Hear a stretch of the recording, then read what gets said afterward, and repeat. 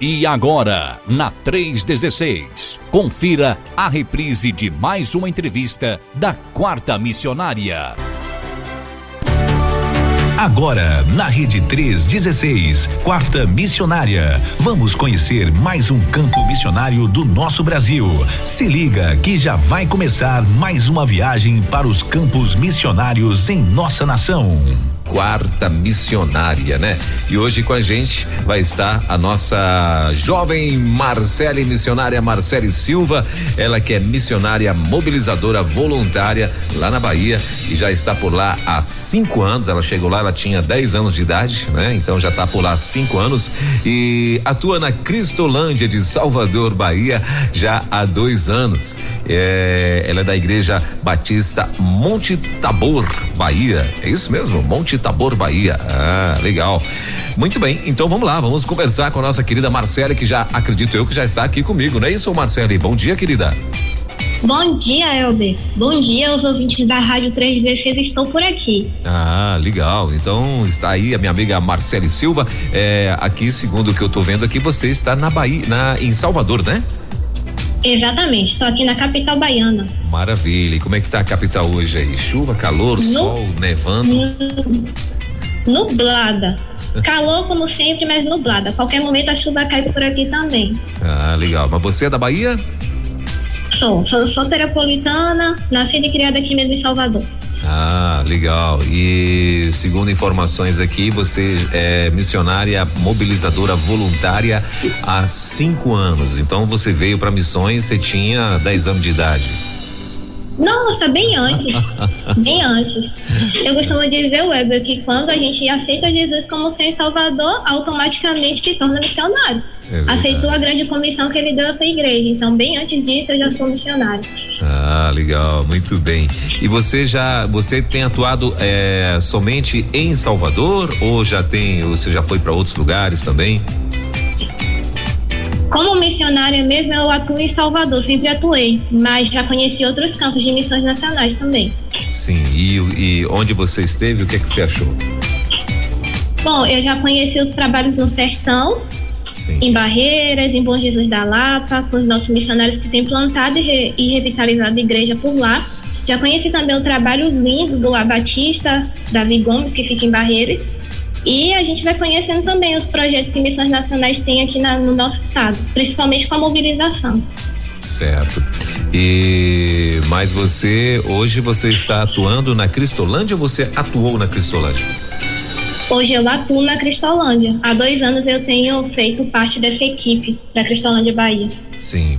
E o que é que vocês fazem na Cristolândia? No caso você, Marcelo, o que é que vocês têm feito na Cristolândia? Porque, olha só, a rádio hoje, ela é muito ouvida também, né? Não só pelos batistas, mas pessoas de outras denominações cristãs também, né? E aí também simpatizantes, enfim, pessoas que nem são praticantes da fé e tal, mas gostam de ouvir a rádio, né? E às vezes não sabe o que é a Cristolândia e tal. Então eu queria que você falasse pra gente um pouquinho o que é a Cristolândia e o teu trabalho, o que é que você faz por lá? Pronto. Então, a Cristolândia é um projeto da Junta de Missões Nacionais que faz parte da nossa gerência de assistência social e nós trabalhamos com pessoas em situação de rua, usuárias de drogas. É o nosso público-alvo, o público específico que nós trabalhamos.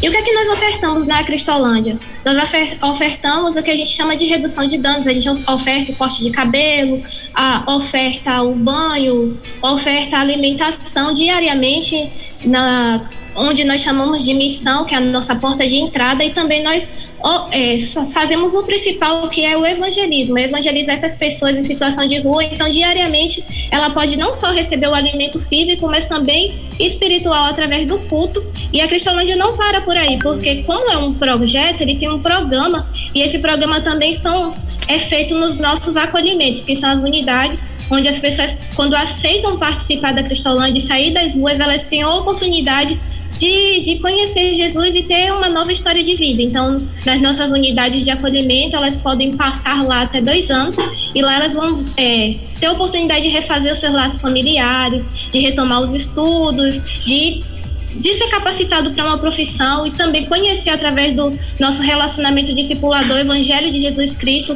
que é o único capaz de transformar vidas. Então, basicamente é assim que a Cristolândia atua. E eu, como missionária desse projeto que eu amo há muito tempo, eu faço parte do que a gente chama hoje de educador social. Então, os missionários que são educador social, eles vão evangelizar essas pessoas, primeiramente porque nós somos cristãos, mas também vão auxiliá-los nas suas demandas pessoais. Então, eu faço esse trabalho de discipulado, de evangelismo, de capacitação. Então, o missionário na Cristolândia, ele é convocado a fazer tudo isso, trabalhar com a pessoa na sua escuta, trabalhar com eles nova oportunidade de vida, verificar o porquê que a pessoa usa droga, porque nós sabemos que a droga é aquilo que aparece, mas por trás disso tudo existe uma história de vida, existe uma pessoa que tem muitos laços a serem refeitos, algumas coisas que elas deixaram para trás. Então nós trabalhamos nisso, na escuta da pessoa, de refazer os seus laços,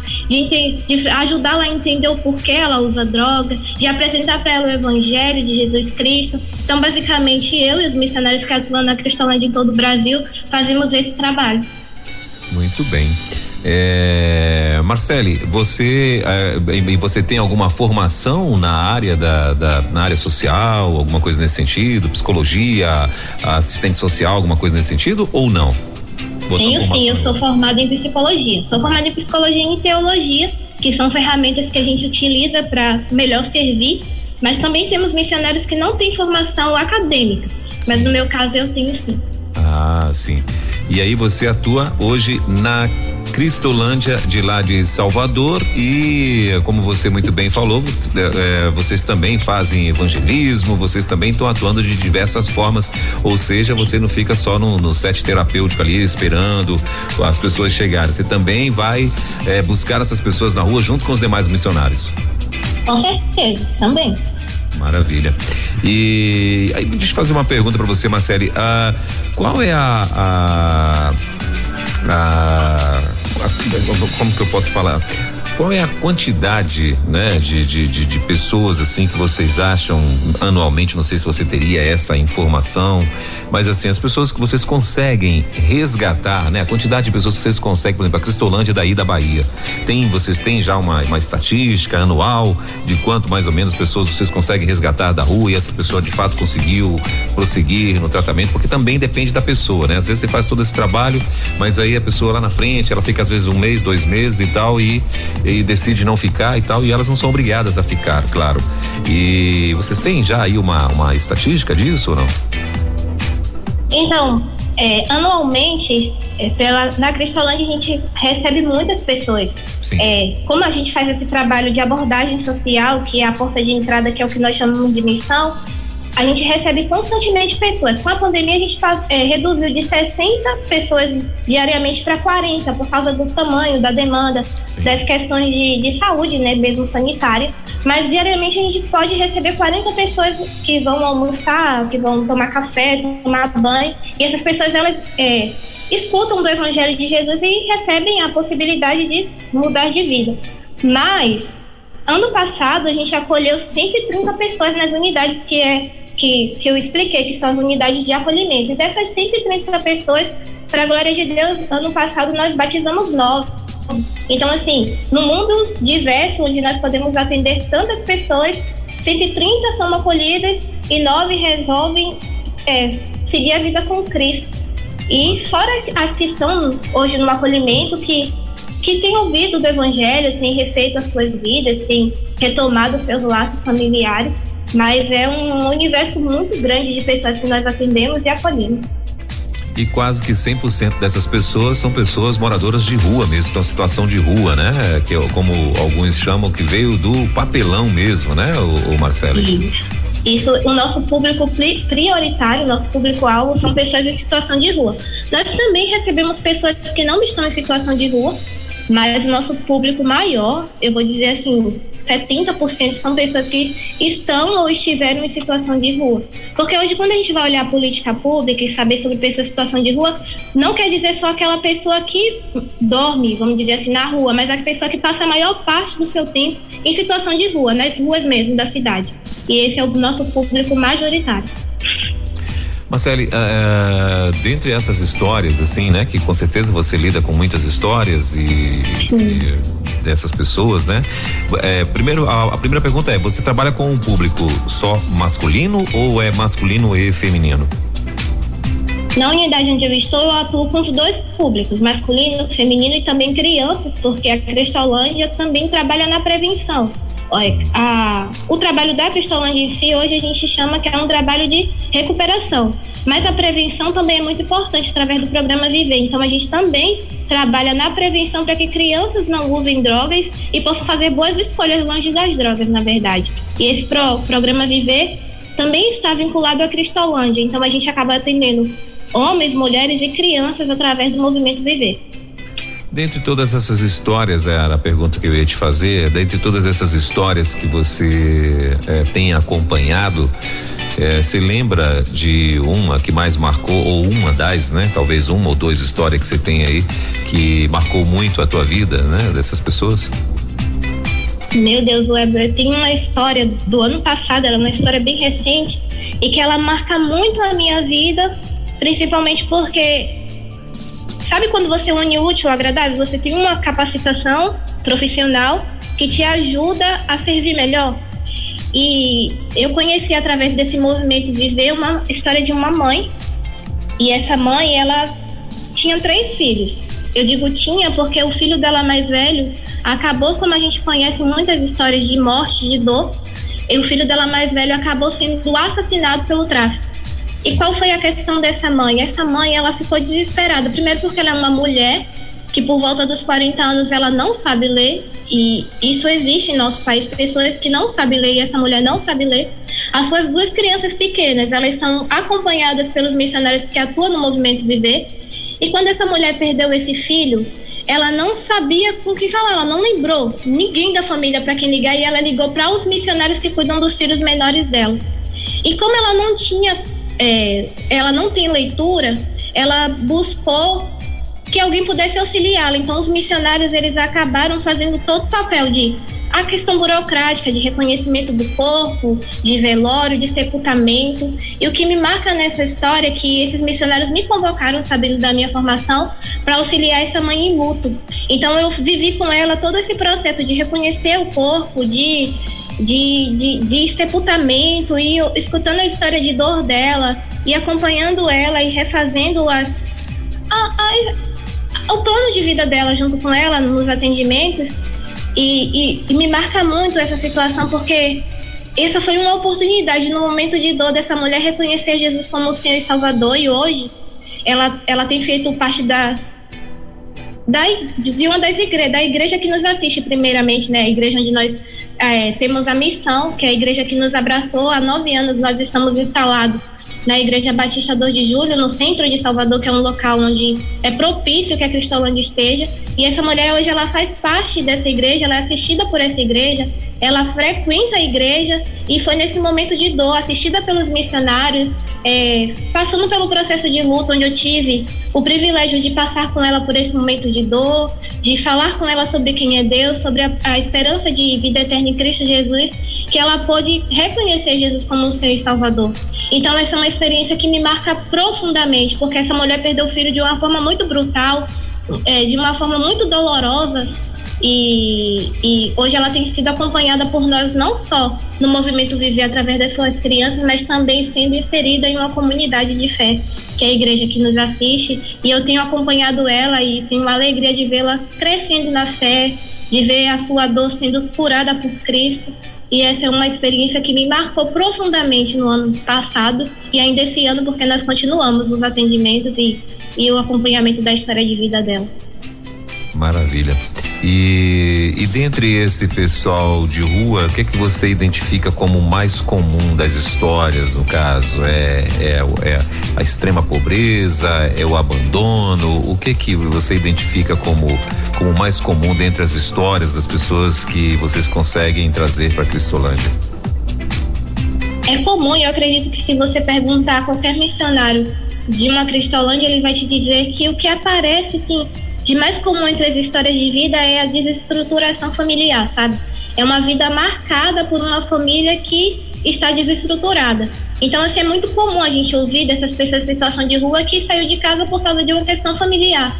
E é por isso que hoje eu tenho dito que a família realmente é uma base muito importante, a gente sabe disso enquanto cristão, mas é de fato algo assim muito importante em se prestar atenção, e nós cristãos como ministério mesmo, de entender que Deus nos deu a família como um ministério, o principal ministério do homem e da mulher, porque é muito comum ver nessas histórias de vida uma família desestruturada, problemas familiares, violência, vulnerabilidade social também existe, a gente conhece muito, mas essa questão da violência, essa questão de ter sido agredido ou de ter sido machucado, ou até mesmo sofrer violência sexual dentro do ambiente familiar, faz com que pessoas estejam nas ruas, e isso é muito comum mesmo.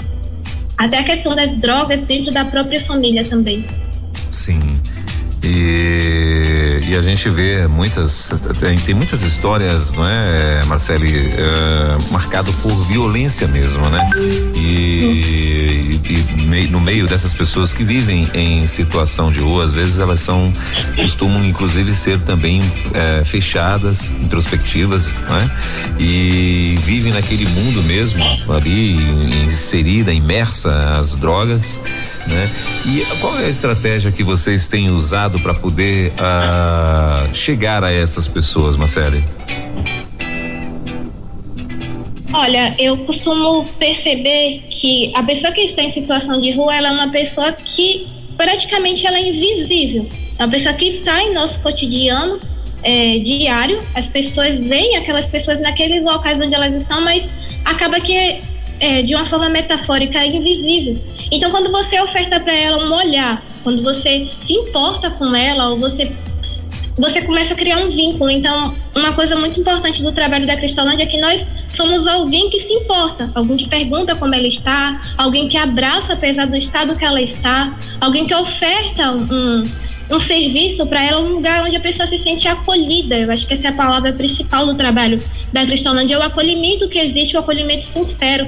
Eu escuto muitos relatos de pessoas em situação de rua que elas nos dizem que elas não vão até ali por causa do alimento. Às vezes as pessoas costumam achar que as pessoas estão na Cristolândia porque elas recebem alimento, e eu posso te dizer que alimento não é a questão principal, porque nós temos muitos programas sociais que ofertam alimentação, e no entorno onde nós estamos, no centro de Salvador, nós temos muitos programas sociais da prefeitura, do estado, que ofertam alimentação, mas as pessoas preferem estar na Cristolândia porque elas se sentem acolhidas, elas se sentem seguras, elas se sentem como se o trabalho que nós fazemos fosse diferente de todos os outros que elas já foram. Então elas falam que vão até lá porque elas se sentem amadas. Isso são relatos de pessoas que nós escutamos. Então acho que esse se importar de forma genuína, que é como Cristo nos capacita a fazer, nos capacita a olhar para o outro com esse olhar de misericórdia, faz com que a Cristolândia seja um trabalho que dá certo, porque nós estamos fazendo aquilo que fizeram conosco primeiro. Deus olhou para nós, apesar do nosso estado,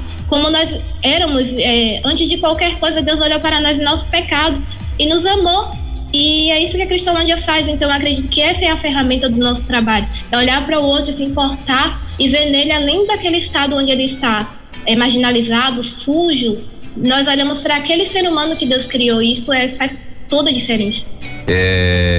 Você estava me dizendo que você trabalha com os dois públicos, né? Masculino e feminino. Essa Cristolândia aí, então, atende os dois públicos? Tem encarnação para os dois públicos? É porque eu trabalho no que eu chamo, o que a gente chama na Cristolândia de abordagem social. Sim. Que é a porta de entrada. As pessoas não são acolhidas na unidade da missão.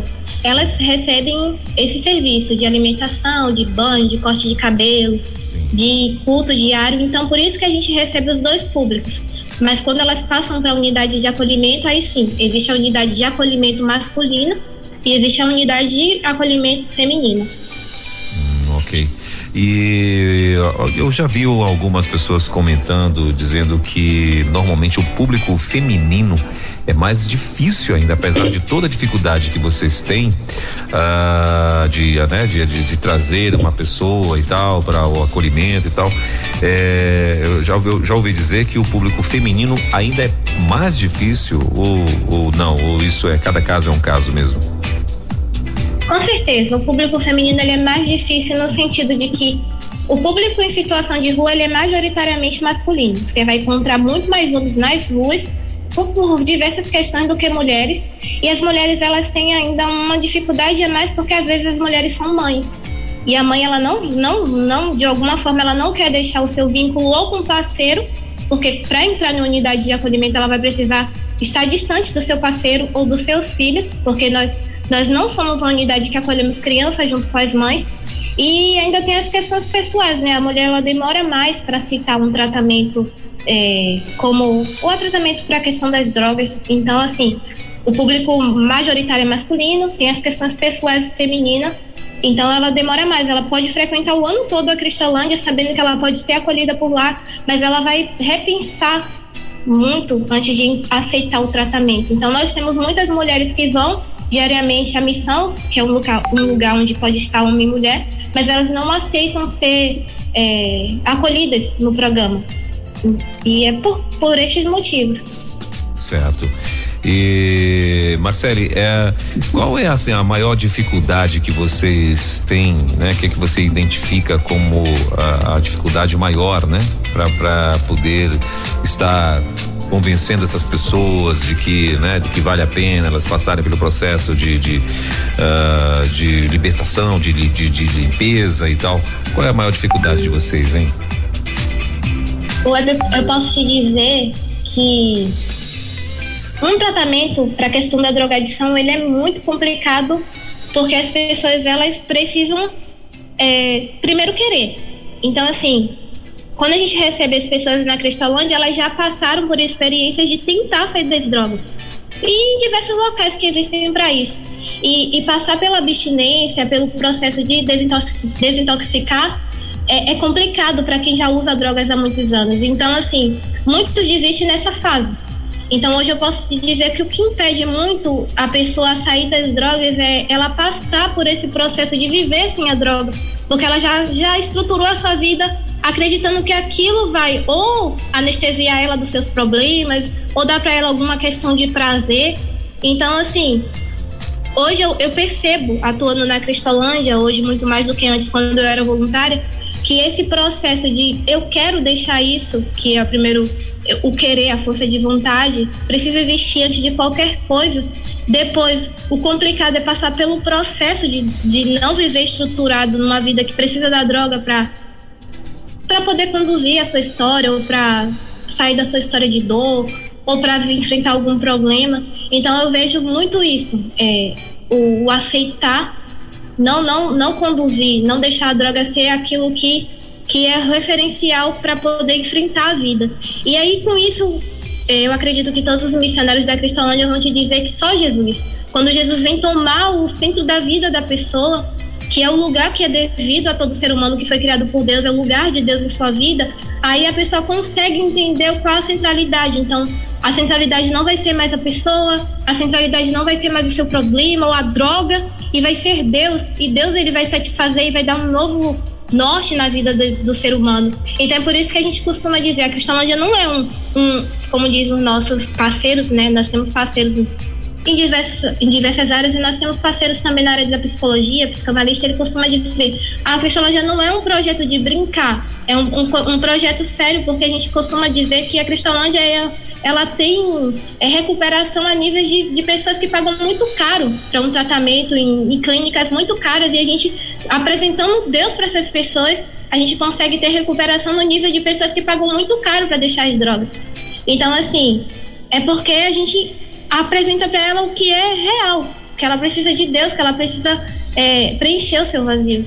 Então, eu acho que a dificuldade está em aceitar isso antes de qualquer coisa, aceitar que Deus precisa ser a centralidade do seu coração antes de qualquer coisa, para que você possa não colocar a centralidade em outro lugar, ou em outra questão, em outra situação. Muito bem. Marcele, o pastor Luciano Lima, lá de Ibicuí, acho que é assim, né? O nome da cidade? Ibicuí, na Bahia. Ele está dizendo o seguinte: a missionária Marcele esteve aqui em Ibicuí com outros missionários da Cristolândia, fazendo trabalho de evangelização e ajuda no período da enchente. Que trabalho abençoado. Limparam casas, fizeram estudos e vidas se converteram. Legal. Obrigado aí ao pastor Luciano Lima, lá de Ibicuí, que tá aqui, tá plugado com a gente e mandou essa lembrança aí pra você, Marcelo. Deixa eu mandar um abraço, Deus, licença. Pastor Luciano, um abraço pra primeira igreja Batista em Ibicuí, que foi a igreja que nos acolheu no SOS Bahia, no período da enchente. Nós fomos como missionários da Cristolândia, alguns missionários de outros projetos também foram para outras cidades, dar assistência às pessoas que viveram um período de enchente e foram momentos abençoadores.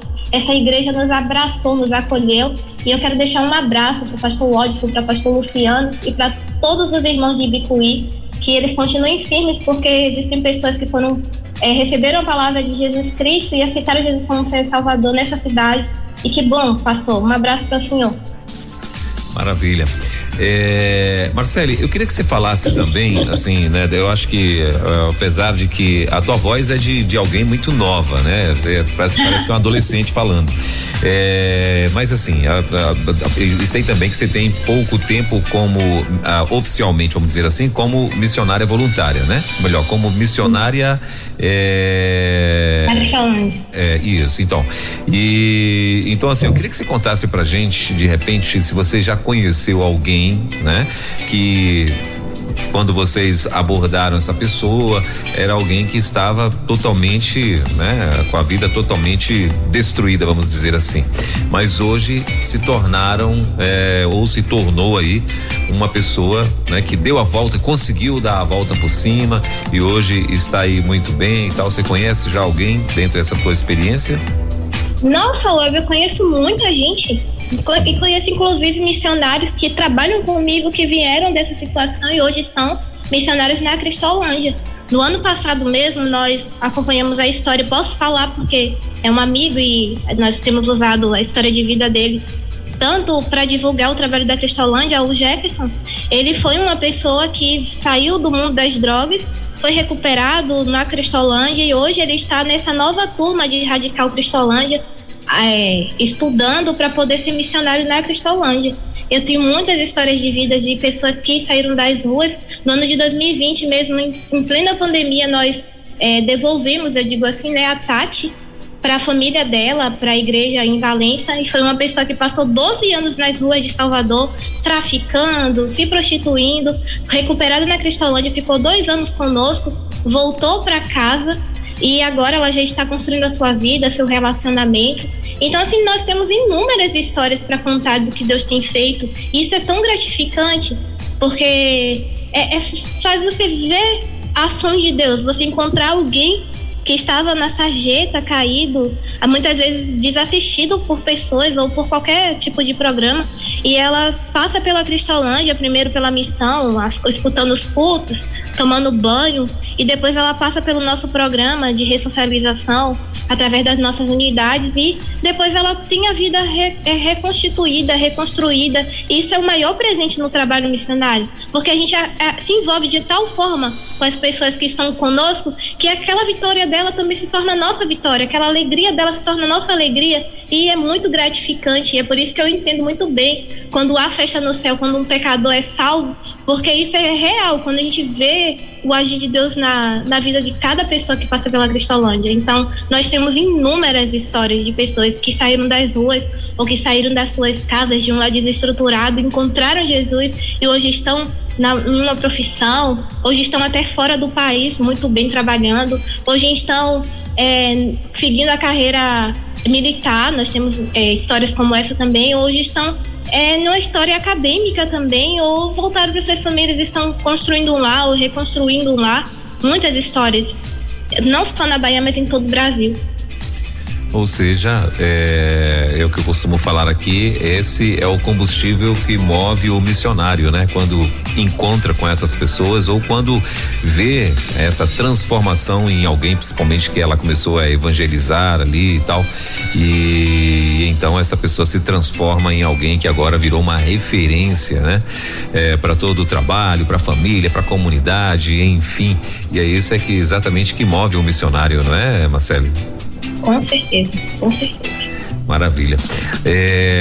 Marcele, agora eu vou começar do começo. Tá bom. Por que você decidiu ser missionária, Marcele? Meu Deus. Que momento você decidiu isso e por quê? Bom, eu vou contar do começo também. A minha vida começou em um relacionamento na igreja, assim. Comecei em um relacionamento discipulado. A minha vizinha se tornou amiga da minha mãe e me convidou para um culto na Igreja Batista Monte Tabor, que é a igreja que eu sou membro. Um beijo, um abraço meu pastor de irmão Santo de Cerqueira, sua esposa Miriam. E nessa amizade da minha mãe com a minha vizinha, eu acabei conhecendo o evangelho ainda na infância. E eu fazia parte de uma igreja missionária. Minha igreja é uma igreja que fala de missões em todo o tempo. A gente tinha as organizações missionárias, a gente participava das campanhas, recebia missionário. Então, em determinado momento, quando eu estava saindo da infância, ainda na adolescência, eu me identificava com a história do missionário e eu falava, olha, a história do missionário parece a minha história. Porque se eu vivo numa igreja que fala que eu sou missionária, porque Jesus me chamou, me salvou e me deu essa tarefa, essa responsabilidade, então eu também vou fazer isso na escola com meus colegas de escola. Todos os desafios que a gente recebia no Amigos de Missões, eu estava lá fazendo, evangelismo uma pessoa, conto o plano de salvação desde a infância. E na adolescência, em um congresso, a Lisete Perrussi, que foi nossa missionária em Minas Gerais, mas também já foi aqui na Bahia, em um congresso para jovens. Eu ainda era adolescente, mas eu estava em um congresso de jovens cristãos e ela falou sobre a vocação missionária. E naquele momento, eu sei que quem é missionário sabe que tem um momento que parece que Deus esclarece na sua mente. E nesse congresso, a Lisete pregando, eu nunca vou esquecer sobre a vida de Abrão, que se tornou Abraão. Eu senti Deus falando comigo, Marcelo, eu quero você nisso. E eu recordo que eu chorava, porque eu tinha 13, 14 anos, e eu chorava e falava, meu Deus, eu vou ser missionária em algum lugar distante, como é que eu vou agora? Eu tô na escola, eu dependo dos meus pais. E aí a Lisete me viu chorando, eu não sei nem se ela recorda dessa história, eu até tive o prazer de contar pra ela quando eu reencontrei. Ela me viu chorando, porque o culto terminou, eu continuei chorando, falando com Deus, e ela disse, assim, por que você tá chorando, menina? E eu falei, porque Deus me chamou pra ser missionária, eu não sei o que fazer, eu tô na escola, eu ainda sou adolescente, como é que eu vou pro campo missionário? E ela olhou pra mim com aquela serenidade dela e falou, Marcelo, Deus, ele te chamou, fique tranquila, viva a sua vida, que o próprio Deus vai encaminhar você para onde ele quer que você esteja fazendo missões. E assim foi, continuei estudando, continuei me envolvendo na obra missionária, e isso é uma dica que eu sempre dou para os jovens que eu escuto. A gente costuma falar muito para jovens, e eu falo para eles, olha, se Deus está te chamando para o campo missionário, que bom, a primeira coisa que você precisa fazer é orar. Eu orei muito. Depois você precisa falar para os seus líderes. Você precisa falar para alguém que cuida de você, para o seu pastor, para o seu líder de juventude. Você precisa falar, e depois de tudo isso, você precisa se envolver naquilo que Deus está fazendo no mundo. Você precisa ajudar na sua igreja. E isso eu fiz, eu fui promotora de missões na minha igreja, eu fui professora de criança, professora de adolescente, até que depois dessa experiência toda, Deus foi me encaminhando para fora. Nas operações Jesus Transforma, eu participei de inúmeras, Welby. Eu nem sei mais quantas operações Jesus Transforma eu participei. Depois Deus foi me convocando a ser voluntária na Cristolândia. Então, há 9 anos eu me envolvo no trabalho da Cristolândia, e depois surgiu, através dos meus líderes, coordenadores, antes deles, com Marcos Azevedo, depois com Miguel Calmon, que trabalhava com mobilização na Bahia, mas depois agora com os nossos coordenadores da Cristolândia, Aurélio e Josélia, me envolvi na mobilização missionária, e assim foi. Eu já estava tão envolvida trabalhando que Deus foi me encaminhando para fazer mais e mais, e eu sou muito grata a Deus, porque as experiências que eu vivo trabalhando na obra dele são experiências que em nenhum lugar eu viveria, em nenhum outro lugar eu viveria. Então, eu já trabalhei com juventude do estado, com juventude da cidade de Salvador, coordenando essas juventudes. Já trabalhei na mobilização onde eu ainda atuo, e eu amo a obra missionária, porque eu vejo Deus sendo missionário em toda a história. E ele tem nos convocado a fazer algo. Eu tenho certeza que Deus tem para a sua igreja. Para você que está escutando, algo que você pode fazer. Você só precisa estar disposto. Então, de uma forma muito longa, foi assim que Deus foi me convocando para o campo missionário. Muito bem, ou seja, você foi, aconteceu exatamente o que a sua amiga falou, né? De uma forma bem natural, você se envolveu, e quando viu, já estava totalmente envolvida em missões, né? Exatamente. Muito bem. E Marcele, assim, quando você teve, eu sempre faço essa pergunta para a grande maioria dos missionários aqui, mas teve um tempo que agora você começou a fazer faculdade, né? E aí, como você muito bem falou, fez aí psicologia, já fez teologia, enfim, você cumpriu, né? O propósito de que todo jovem quer e tal, mas aí o que é comum para todos os jovens é seguir uma vida profissional, é ter uma vida secular, né? De vento e popa e tal. E aí você decidiu, decidiu continuar como missionária. E o que o povo que te conhecia, o que o povo os colegas mesmo de faculdade e tal, você teve alguma, de repente algum comentário que viesse a fazer você talvez a querer repensar sobre o teu chamado, alguma coisa nesse sentido? Com certeza, Weber. Eu estudei em uma universidade pública, na Universidade Federal da Bahia. Sim. E quando você estuda em uma universidade pública, você tem muitas possibilidades de seguir carreira acadêmica, de fazer intercâmbio e de viver lá. E eu tive essas oportunidades. Eu estava em um grupo de pesquisa muito renomado.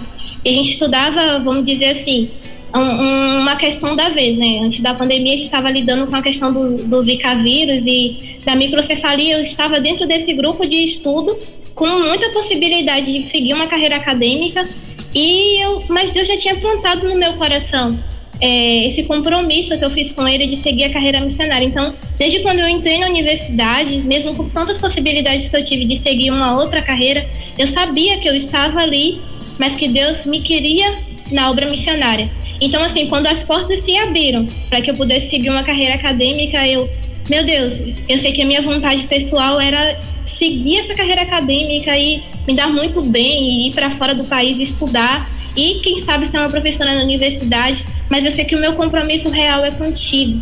E eu sei que o Senhor me deu essa possibilidade, eu sempre tive clareza que se Deus abriu as portas para mim, foi para Ele me capacitar para fazer a vontade dEle, não para cumprir o meu desejo.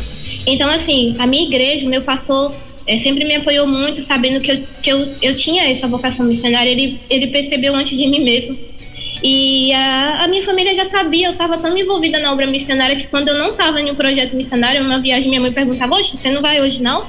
Então, assim, as pessoas que eu amo, que me conhecem, elas já sabiam que eu ia estar na obra missionária de forma integral, que é como a gente chama, né? O missionário integral é aquele que está em um projeto vivendo diariamente nele, como eu vivo na Cristolândia. Então, assim, por mais que as possibilidades vieram e por mais que humanamente fosse prazeroso eu seguir essas oportunidades, eu me firmei naquilo que Deus primeiramente tinha comigo e naquilo que as pessoas que eu amo observavam em mim, me davam suporte, e por isso eu consegui, vamos dizer assim, priorizar aquilo que importa.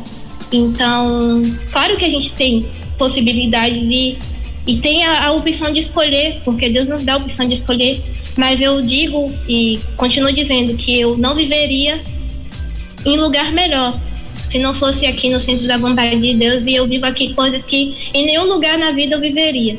E é muito gratificante estar onde Deus quer que eu esteja, é muito bom.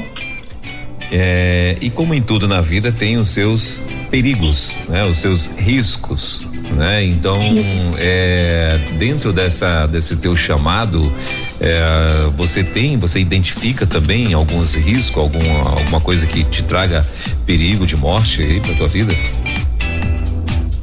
A gente costuma não pensar muito sobre isso, mas assim, como eu vim atuar, eu formei em fevereiro de 2020 e em março de 2020 eu já estava na Cristolândia.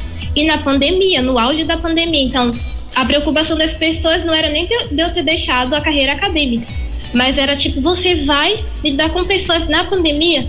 Então, o risco de você ser contaminado naquele tempo que o Covid estava no auge, que ainda não tinha vacina, que a gente não sabia como se proteger se não fosse se isolando. Então, esse foi o primeiro risco.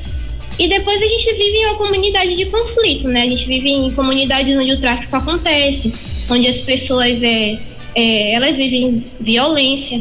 Então, assim, a gente tem risco de acontecer algum acidente como esse. Mas a gente não fazer que nem Paulo, né? A gente não tem nada em nossa vida como precioso, a não ser compartilhar a palavra do Evangelho, né? Porque Deus nos fez ministro do seu Evangelho. E a certeza de salvação, ela é para a eternidade. O que a gente vive aqui agora está nas mãos de Deus. Há risco, sim, como em qualquer lugar existiria, quando a gente trabalha em uma profissão existe risco, quando a gente está na rua se locomovendo para nosso trabalho existe risco, né? Nos transportes públicos da vida, no trânsito, há o risco que há em qualquer lugar, mas isso não é o mais importante, não é onde a gente coloca o foco. Sim, eu te fiz essa pergunta justamente, você respondeu já praticamente dentro daquilo que eu queria ouvir mesmo, né? Porque assim, normalmente a gente costuma, né, colocar obstáculos quando as coisas, e isso às vezes é bem natural, né? Quando as coisas é para Deus, é de Deus, é para salvar alguém, é para ir buscar alguém, a gente costuma colocar esses obstáculos, sendo que os obstáculos existem também em qualquer outra situação, né? Em qualquer outra profissão, como você muito bem falou.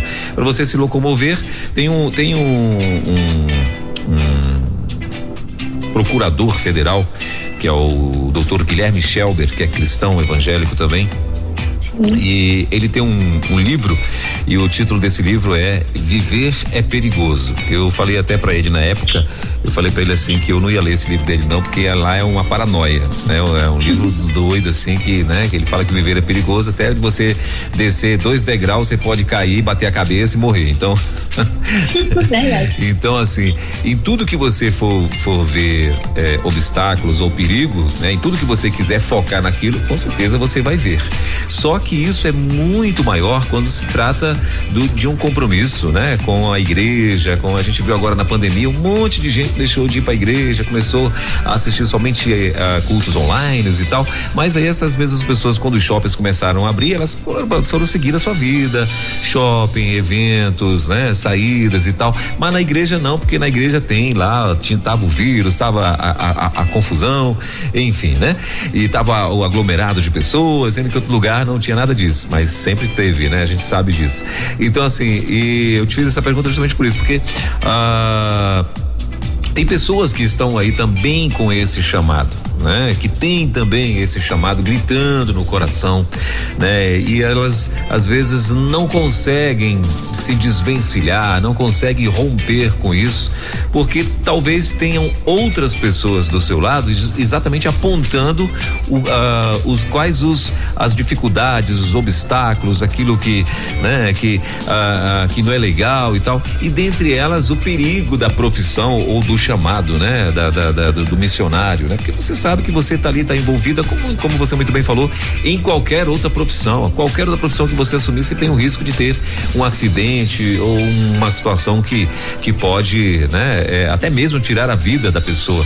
Então assim, e tem gente que também tem medo de sair em missões, porque tem medo de pegar uma doença, tem medo de ter o contato com a pessoa violenta, tem medo de se for o caso da Cristolândia, né? Que vocês estão ali lidando com pessoas que estão em situação de rua, as pessoas que passaram, que estão, às vezes vivem situações de violência praticamente todos os dias, né? E óbvio que elas podem revidar ali de alguma forma, né? E com pessoas que não tem nada a ver, né? Com pessoas que são inocentes, vamos dizer assim, talvez estejam ali para ajudar e tal, mas eu tô te falando tudo isso, Marcele, para que você também, mais uma vez, eu sei que você já até falou ainda há pouco, né? Já até comentou um pouquinho já para as pessoas que estão nos ouvindo, para que você possa trazer nesse momento, né? A gente já está chegando ao final do nosso bate-papo, traga a essas pessoas nesse momento o que você diria, né? Vamos dizer assim, a essas pessoas que estão em dúvida quanto ao seu chamado, e são muitas coisas que elas colocam nas suas cabeças, né?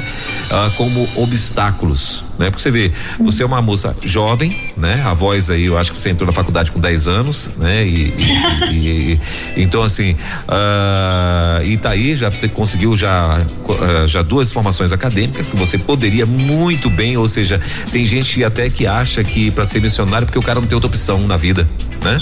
E não é. As pessoas que a gente tem conversado aqui, a grande maioria tem formação acadêmica, a grande maioria tem uma profissão, a grande maioria teria tudo para ser uma pessoa muito bem sucedida lá fora, financeiramente, de sucesso, mas como elas muito bem, a grande maioria delas também dizem aqui que elas jamais iriam,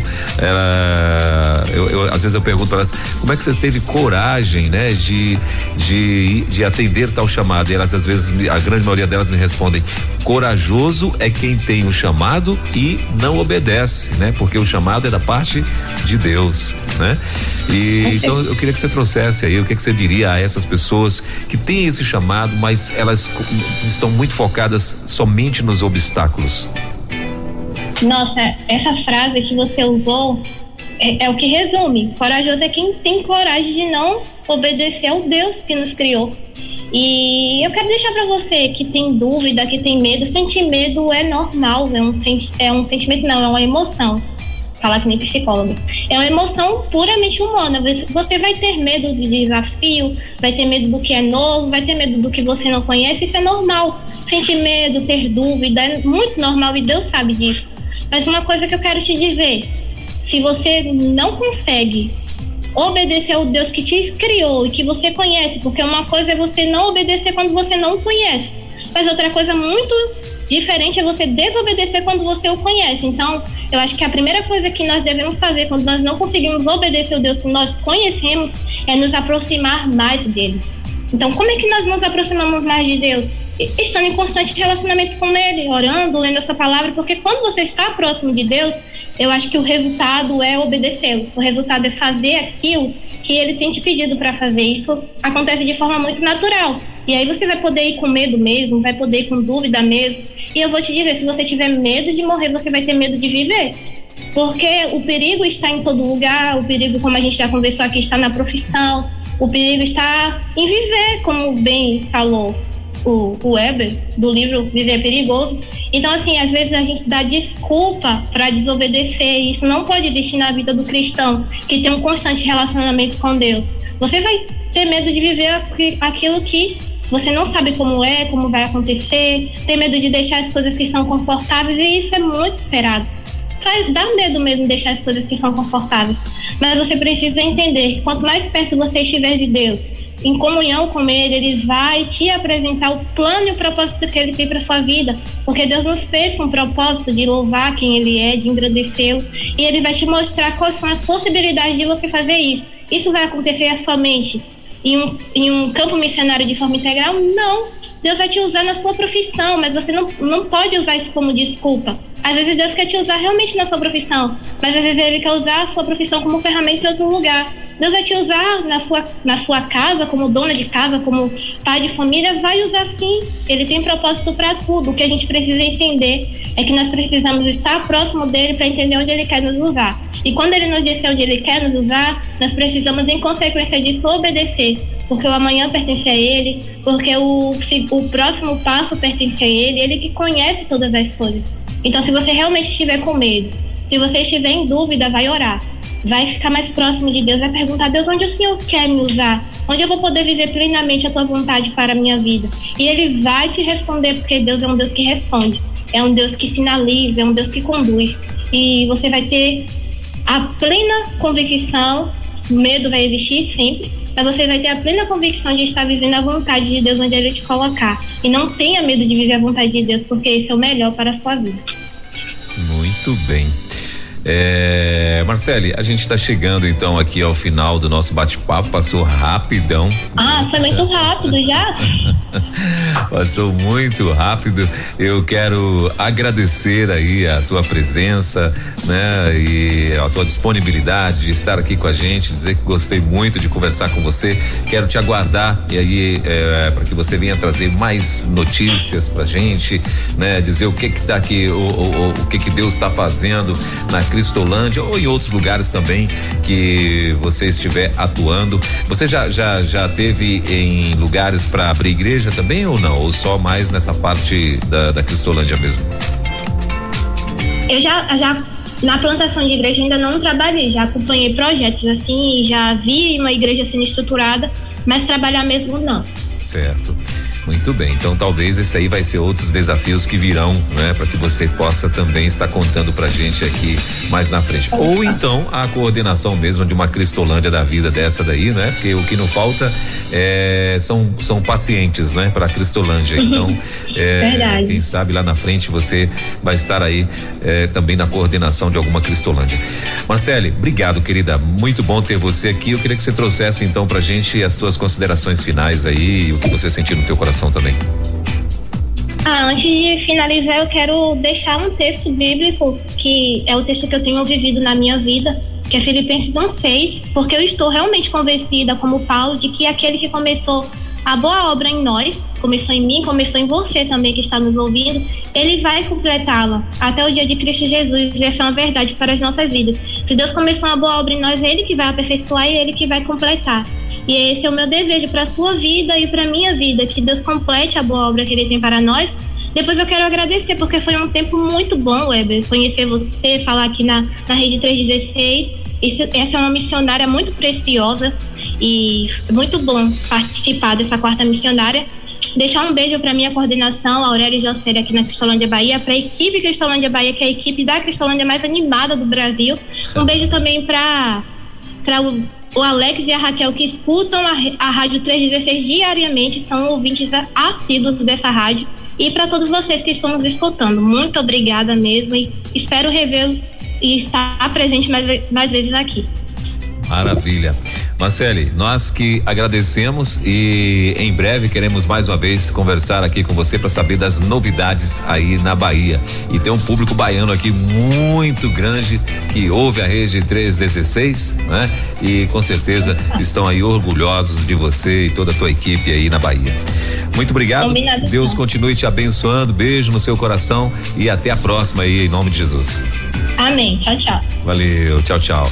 Então tá aí, essa é a nossa querida Marcele, como acabamos de conversar aqui com a nossa querida Marcele Silva, né? Ela que é missionária mobilizadora voluntária lá na Bahia e está atuando na Cristolândia lá de Salvador e acabou de passar aqui com a gente conversando e você pôde conhecer junto comigo a nossa querida Marcele Silva, a jovem, né? Marcele Silva junto com a gente aqui na Rede 316. Quarta-feira que vem tem mais. Você acabou de ouvir mais uma sensacional reprise da Quarta Missionária aqui na Rede 316.